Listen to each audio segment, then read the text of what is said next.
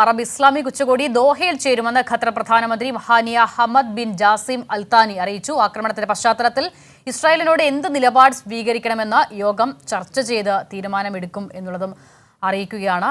T ജമാലുദ്ദീനിലേക്ക് പോകാം അല്ലേ? അതെ, ടി ജമാലുദ്ദീൻ ചേരുകയാണ് വിശദാംശങ്ങളുമായി.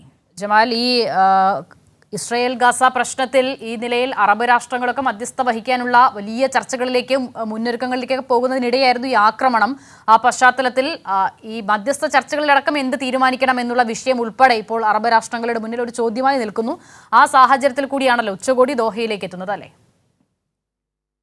തീർച്ചയായും ഇതൊരു അടിയന്തര ഉച്ചകോടിയാണ്. ഈ അടിയന്തര ഉച്ചകോടിക്ക് കാരണക്കാരൻ യഥാർത്ഥത്തിൽ ഇസ്രായേൽ തന്നെയാണ്.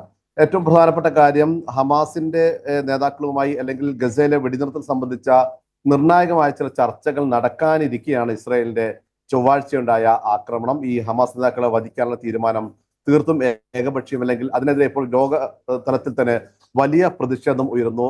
ഗൾഫ് രാജ്യങ്ങൾ മാത്രമല്ല, മറ്റ് മിഡിൽ ഈസ്റ്റ് രാജ്യങ്ങൾ, അതുപോലെ തന്നെ യൂറോപ്യൻ യൂണിയനിലെ രാജ്യങ്ങൾ പോലും, അംഗങ്ങൾ പോലും ഈ ഇസ്രായേലിന്റെ ആക്രമണത്തിനെതിരെ രംഗത്ത് വന്നു. ഇപ്പോൾ ഖത്തർ ശക്തമായ ഭാഷയിലാണ് ഈ ആക്രമണത്തെ അപലപിച്ചിരിക്കുന്നത്. ഇത് കഴിഞ്ഞ ദിവസം തന്നെ ഖത്തറിന്റെ പരമാധികാരത്തിന് നേരെയുള്ള കടന്നുകയറ്റം എന്ന നിലയിൽ ഖത്തർ പറഞ്ഞത്. പക്ഷെ ഇപ്പോൾ കുറച്ചുകൂടി കടന്ന് നെതന്യാഹു, കൃത്യമായി പറഞ്ഞാൽ ഇസ്രായേൽ പ്രധാനമന്ത്രി നെതന്യാഹുവിനെ പേരെടുത്ത് പറഞ്ഞ് വലിയ ചതിയാണ് ഇസ്രായേൽ പ്രധാനമന്ത്രി അല്ലെങ്കിൽ ഇസ്രായേൽ ഖത്തറിനോട് കാണിച്ചത്. ഒരു നിയമത്തിന് മുന്നിൽ ഇസ്രായേലിനെ കൊണ്ടുവരണം, അല്ലെങ്കിൽ ബെഞ്ചമിൻ നെതന്യാഹുവിനെ നിയമത്തിന് മുന്നിൽ കൊണ്ടുവരണം എന്നാണ് ഖത്തർ പ്രധാനമന്ത്രി Sheikh Mohammed bin Abdulrahman bin Jassim Al Thani ആവശ്യപ്പെട്ടിരിക്കുന്നത്.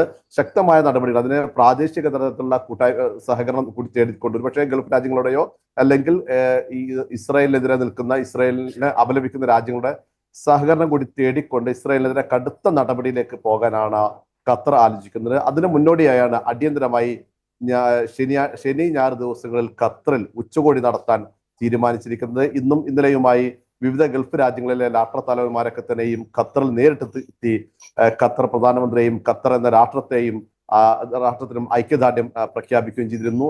അതേസമയം ഇതിന്റെ ഒരു മറുവശം എന്നത്, ഈ നെതന്യാഹു ശക്തമായ ഭാഷയിൽ, അല്ലെങ്കിൽ ഇതൊന്നും കൂസാതെ ഈ ലോകമൊന്നാകെ എതിർ നിൽക്കുമ്പോഴും ശക്തമായ അല്ലെങ്കിൽ ഈ ശക്തമായ പ്രതിഷേധം ഉയരുമ്പോഴും ഇതൊന്നും വകവെക്കാതെ യുദ്ധക്കൊതിയിൽ ഇപ്പോഴും നെതന്യാഹു വിറളി പിടിച്ചു നിൽക്കുന്നു എന്ന് വേണമെങ്കിൽ പറയാം. നെതന്യാഹു ഇപ്പോഴും പറയുന്നത് ഇസ്രായേലിന്റെ ആ നീണ്ട കരങ്ങൾ ശത്രുക്കൾ എവിടെയും തേടിയെത്തും എന്നാണ്. അതായത് ഇനിയും ആക്രമണത്തിന് ഇസ്രായേൽ തയ്യാറാണ്. 6 രാജ്യങ്ങളിൽ കഴിഞ്ഞ 72 മണിക്കൂറിൽ 6 രാജ്യങ്ങളെയാണ് ഇസ്രായേൽ ആക്രമിച്ചത്. ഗസയിൽ തന്നെ വലിയ കൂട്ടക്കുരുതിക്ക് ഇസ്രായേൽ നേരത്തെ നടത്തി, ഇനിയും ലക്ഷ്യമിടുന്നു എന്ന് തന്നെയാണ് വ്യക്തമാക്കുന്നത്. ശരി, വ്യക്തമാണ് ജമാലുദ്ദീൻ. എന്തായാലും അറബ് ഇസ്ലാമിക് ഉച്ചകോടിയിൽ കൃത്യമായ ഒരു നിലപാടിലേക്ക് ഖത്തർ പോകുമെന്ന കാര്യത്തിൽ യാതൊരുവിധ സംശയവുമില്ല. അസിത, ഇതിൽ മറ്റൊരു കാര്യം, മറ്റു രാജ്യങ്ങളോട് ഈ വിഷയത്തിൽ എന്ത് നിലപാടെടുക്കണം എന്നത് ഖത്തർ ആവശ്യപ്പെടില്ല എന്നും അവർ വ്യക്തമാക്കുന്നുണ്ട്. മറ്റ് വാർത്തകളിലേക്ക്